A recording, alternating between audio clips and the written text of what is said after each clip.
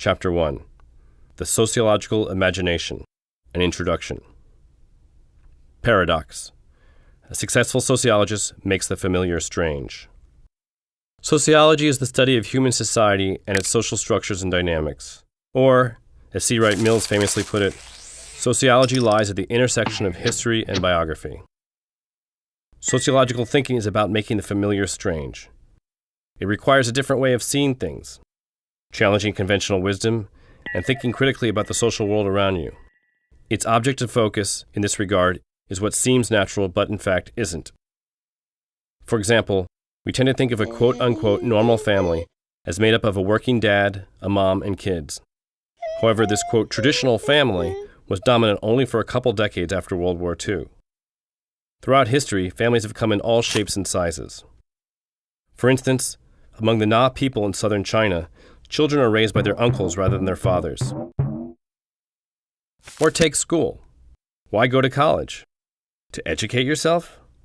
Well, if that's the case, why not just go to your local library and read those same books for free? Or maybe you are in college to land a better job. People with college degrees tend to earn more money, are happier, and divorce less, right?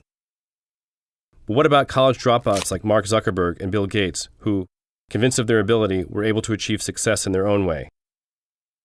Just because college graduates tend to earn more doesn't mean that college caused that to be the case. It could be that people who go to college also tend to be advantaged in other ways, and that college doesn't really make a difference at all. What about race? Feels pretty natural, right? But is race real?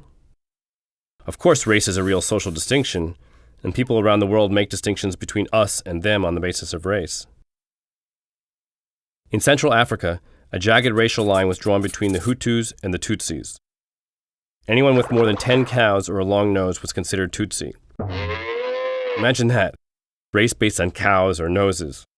Even though genetic evidence shows the Hutus and Tutsis originated from the same Bantu peoples, this has been a very sad story, resulting in genocide of about 100,000 Hutus in Burundi in 1972 and 800,000 mostly Tutsi Rwandans in 1994.